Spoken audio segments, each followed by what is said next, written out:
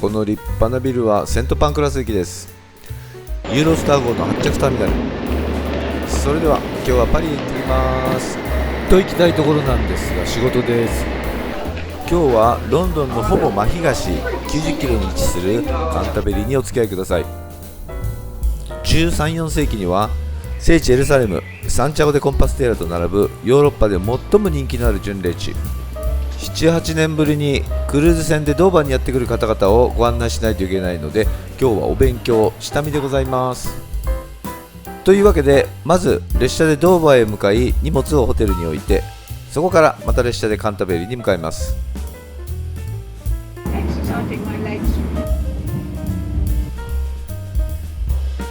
街の中心にはカンタベリー物語のジェフリー調査。今日はロンドンから電車でのカンタベリーへの楽々巡礼お付き合いください。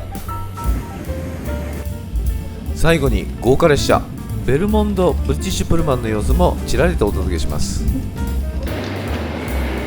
駅の設計はアルバート・メモリアルもデザインしたジョージ・ギルバート・スコット。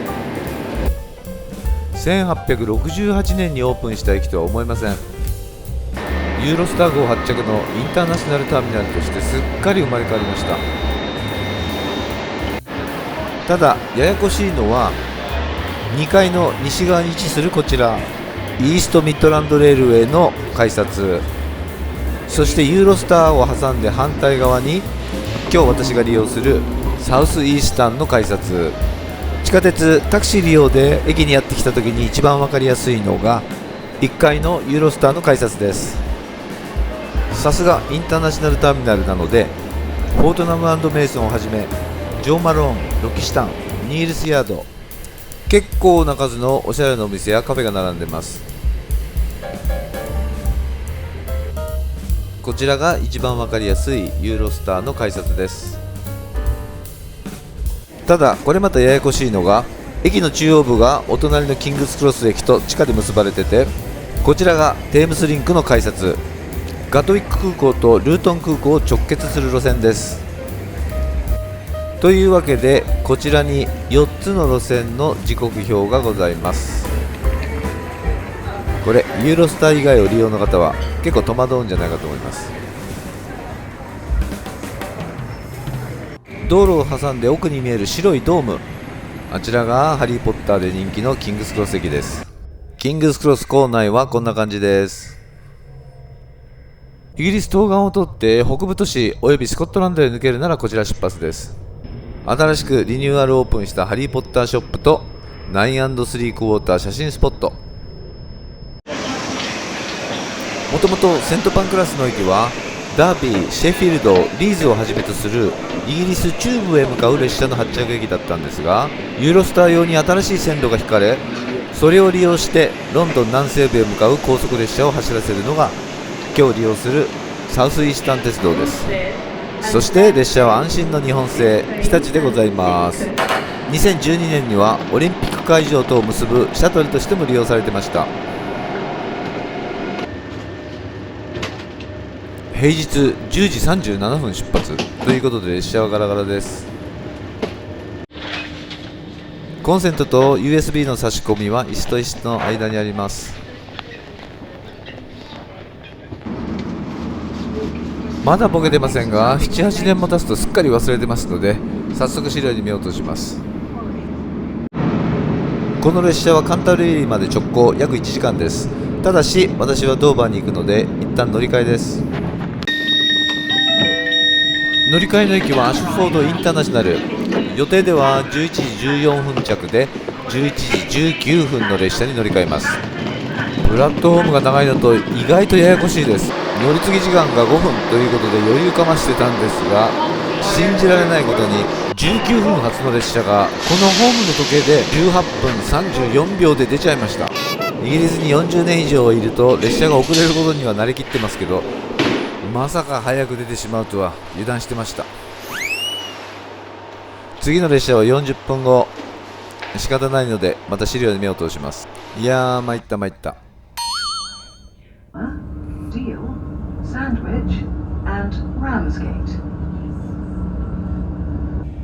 ホワイトクリフ、ドーバーの白い崖も見えてきました。海の向こうはオフランスでございます。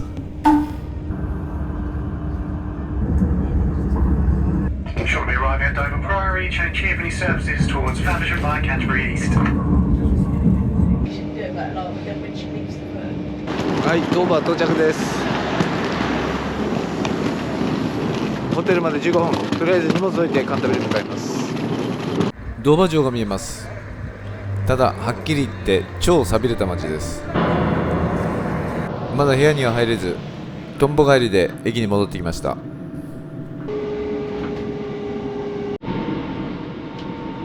ドーバーからカンタベリーへは28分。この列車はこのままロンドンビクトリア駅へ。ここからビクトリアまでは1時間58分かかります。もう一つカンタベリーウエストという駅もあり、セントパンクロスの高速列車が到着するのはそちら。あとロンドンチャリンクロスからの列車もそちらに到着します。チャリンクロスからの列車も乗り換えなし。所要時間は1時間48分です。さて、もうここに上がったの何年前でしょう。20年とか30年とか前かな。どれだけ眺めが良かったか悪かったか全然覚えてないんで待っています。このマウンドはもともとローマ人の埋葬地。そのてっぺんはこの公園を作ったシモンズさんの記念碑です。おお、風が強い。うわ、大聖堂かっこよく見えますね。ベルハリータワー73メートルだったかな。さて、それでは大聖堂下見行く前に腹が減ったんで、とにかく昔よく通ったイングリッシュカフェがあるんですが、でっかいポットで美味しい紅茶入れてくれてたんですけどね、まだあるかな。はい、懐かしいイングリッシュカフェに行って典型的ななんかイングリッシュフードを食べてみたいと思います。残念、改装中閉まってます。夏の稼ぎ時に向けて改装中ですかね。オープニングスーン。残念でした。また次回だな。それではしばらくの間タイムスリップです。巡礼っていうと長い長い道のりを歩くわけですから、修行というイメージがありますが、ほとんどの人はただ仕事をしたくなかったのと、それまでに犯してきたたくさんの罪も洗い流してくれる、そういう一石二鳥を兼ねたのが巡礼だったということです。昔仕事を休めるのはホーリーデー、神聖なる日です。このホーリーデーがホリデーという言葉になったので、巡礼は昔の人にとっては仕事が休める長期休暇、まさにホリデーだったと思っていいと思います。大聖堂への入り口は1520年完成のクライストチャーチゲート。隣がチケット売り場と売店です。17歳までは無料、大人17ポンドです。左手下に6世紀のケント国王エセルバート、そして王妃バーサがその反対側。この2人がきっかけとなり、この国にキリスト教が広まっていきます。もともとフランス王妃であったバーサはキリスト教徒だったので、彼女を頼ってローマからアウグスティヌスがやってきます。そして国王エセルバートを改宗させることに成功し、サクソン様式の聖堂を建てたのがカンタベリー大聖堂の歴史の始まりです。大聖堂の東はノルマン様式の十字架の教会、その南にゴシック様式の十字架がまたくっついた、空から見ると手が4本もある変わった十字架の教会、よって長さも160メートル、超長いです。慌てて大聖堂に入らず、周りをぐるっと一回りしてみましょう。昔は大聖堂の東、町の外壁のところから写真を撮るのが一番綺麗だったんですが、あら、もう木が大きくなりすぎて大聖堂があんまり見えませんね。このプラタナスのニックネームはバオバブ。一種の病気かと思われますが、まさに樹齢2000年を超えるものもあると言われる長寿の木バオバブに似てます。境内大聖堂の周りには廃止された修道院跡が多数残ってて、非常に絵になります。この辺りでは石灰の層の中に砂利、フリント石がたくさん取れるので、それを使って建てられた教会や建物が非常に多くなっています。大聖堂の北側に抜けるとグリーンコート、三方を囲む建物はキングススクールです。もともと教会が医療教育を提供しましたから、教会の隣に学校というケースが非常に多いです。このキングススクールはエセルバートを改宗させた聖アウグスティヌスが創設と言われてますから、なんと創設西暦597年、現役世界最古の学校の一つと言われています。劇作家クリストファー・マーロー、小説家のサマセット・モーム、そしてカリブの海賊ロード・オブ・ザ・リングで有名な俳優オーランド・ブルームもここの卒業生です。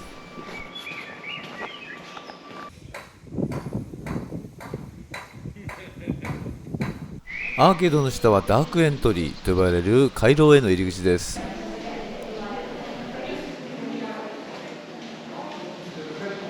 回廊から入れるチャプターハウスは14世紀に作られています。修道士たちのミーティングの場所ですね。ステンドグラス、そして多くの木で作られた天井が見事です。ヘンリー8世がいますよ。わかるかな。72メートルのベルハリータワーが完成したのが1498年です。回廊の天井は856個の紋章で装飾が施されています。回廊は1415年に完成。ここが修道士たちの生活の中心となる場所でした。西口のポーチには新しく2人の像が。さて誰だかわかるかな。エリザベス2世とフィリップ殿下です。一歩大聖堂に足を踏み入れると、長さ54メートル、高さ24メートルの巨大な神楼にまず圧倒されます。カンタベリー大主教殉教の場です。1170年12月29日、ここで大主教トーマス・ベケットは4人の騎士に剣で頭をかち割られ、脳みそが床に散らばったと言われています。そこに彼の名前が刻まれています。数々の奇跡を起こし、聖人となったセント・トーマスが埋葬されているカンタベリー大聖堂に数多くの巡礼者が集まり、莫大な収入を得ることができ、こんな立派な大聖堂が築かれていったわけです。先ほどご覧いただいた回廊に続く扉です。ベケットの暗殺者4人の騎士たちはこの扉を開けて大聖堂に入ってきたと言われています。地下納骨堂にあるトーマス・ベケットの像です。どう見ても善人っぽくない顔ですね。こちらはベルハリータワーの天井の装飾、これまた見事ですね。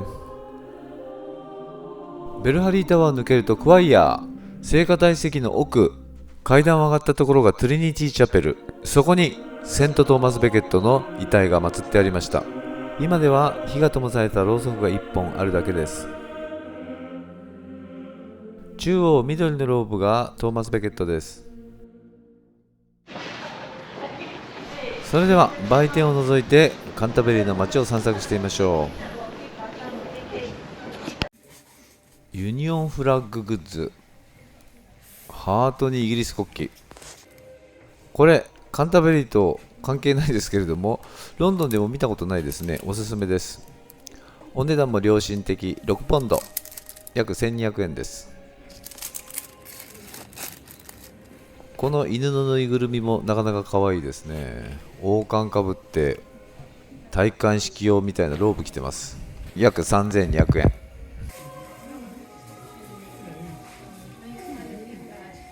出ました、トーマス・ベケットフリッジマグネット。カンタベリーチョコレート、クロティッドクリームファッジなどもあります。カンタベリーの街は一風変わったものを売ってる個人商店がまだまだ残っています。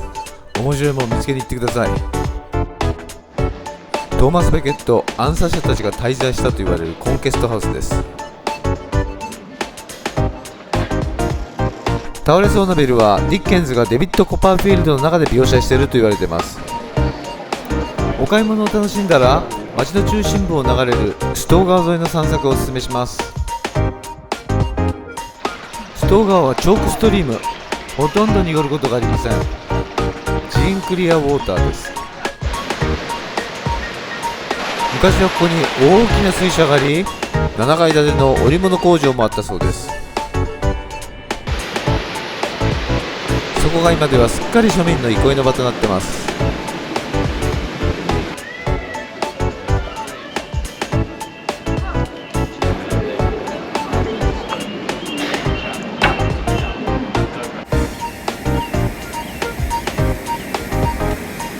パンティングの船遊びツアーは後で行くオールドウィーバースハウスから出てます。カンタベリー出身、劇作家クリストファー・マーローの記念碑と彼の名前を取った劇場です。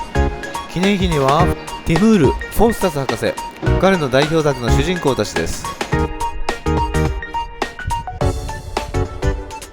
カンタベリーへの西からの入り口、ウエストゲートタワー、高さ18メートルの塔は展望台とちょっとした博物館になっています。カンタベリーウエストの駅に到着するとここまで歩いて約5分です。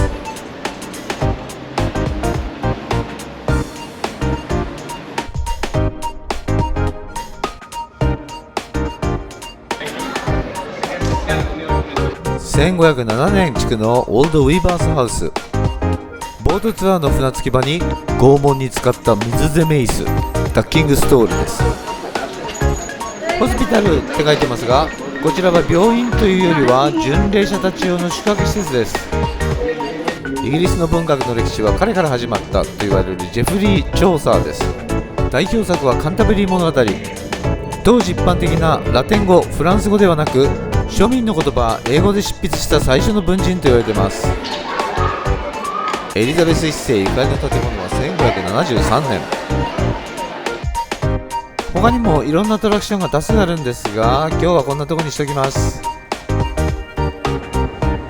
先ほど到着したカンタベリーイーストからドーバーへ戻ります。おやつにデイリーミルクのマーブラスクリエーション、ジェリーポッピンキャンディー、食べたことない方ぜひ試してみてください。まさにマーブラスクリエーションです。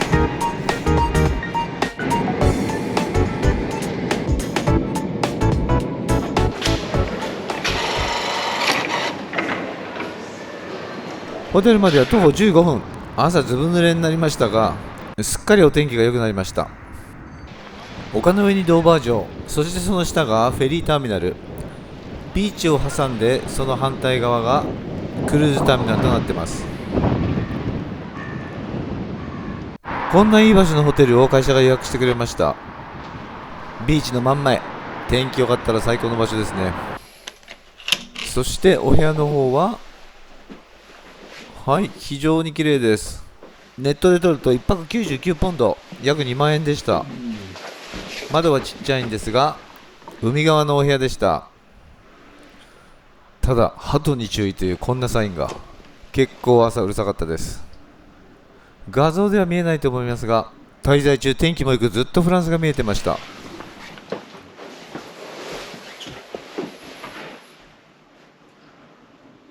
Enjoy this nice bottle of wine during your stay for just $6.95. なんだ、有料じゃん。ただ酒じゃなかったです。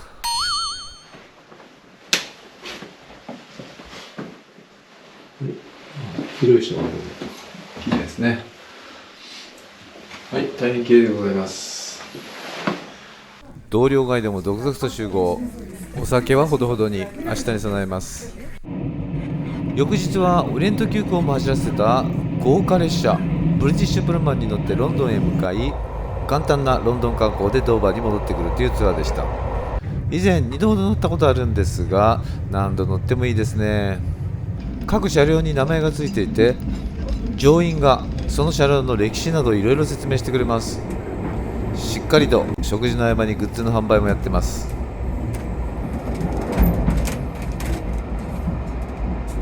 内装はすべてアールデコ、アガサ・クリスティの世界ですね。早速食事のサービスが始まりました。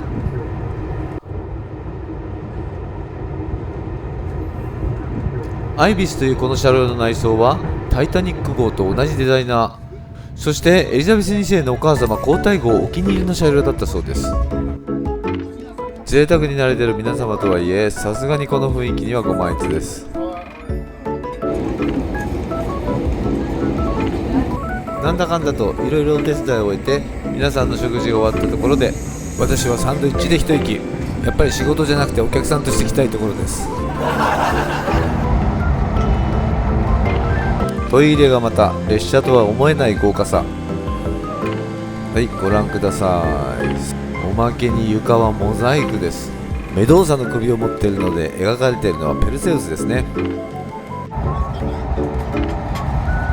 午後のロンドン観光、そして翌日のカンタベリー大聖堂、事故も盗難もなく無事に終了。しっかり全員船に送らせていただきました。